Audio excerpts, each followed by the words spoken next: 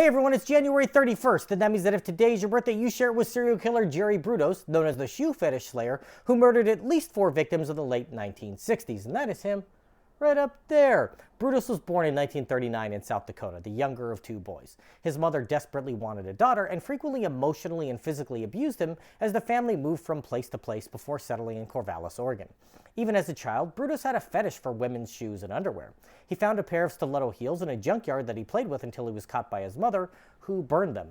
In the 1st grade, he attempted to steal his teacher's shoes, but was caught and embarrassed in front of the class.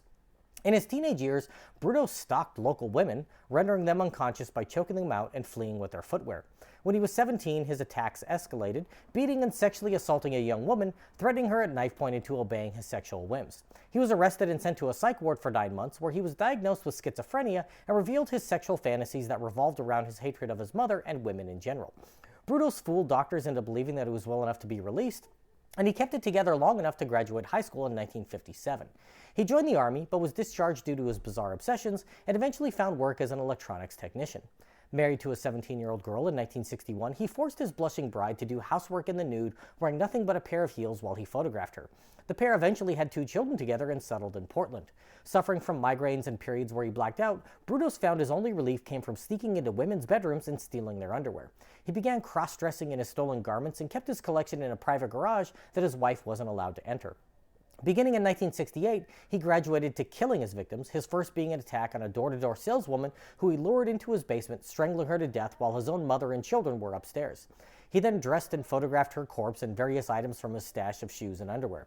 He cut off her left foot with a hacksaw and kept it in a freezer while dumping the rest of the body in the Willamette River. Later that year, Brudos abducted, raped, and killed a woman he found at the side of the road waiting for help for her disabled vehicle. He engaged in necrophilia with her corpse while hanging it from a pulley, then removed one of her breasts and made a mold of it that he used as a paperweight before dumping the body and the rotting foot of his first victim in the river. He twice more killed again in similar fashion and attempted to abduct 2 other victims who luckily escaped. Students at nearby Oregon State University had been receiving calls from Brudos asking them for blind dates, and when police interviewed them in a search for clues, he was identified. After his arrest, he confessed to his crimes and was convicted and sent to prison for 3 consecutive terms of life. While incarcerated, Brudos wrote to major shoe companies and asked for women's shoe catalogs, which he kept in his cell, calling it his substitute for pornography. He died of liver cancer in prison in 2006, at which time he had become Oregon's longest-serving inmate. Portrayed by Happy Anderson on the TV series Mindhunter, Brudos was also one of the inspirations for the character of Buffalo Bill in Silence of the Lambs. If this is your birthday, I hope you have a great day. Leave me a comment so I can wish you a happy birthday. If you know someone whose birthday it is today, send them this video so they can find out all about their birthday twin. And to Jerry Brudos I say, happy birthday, you bastard.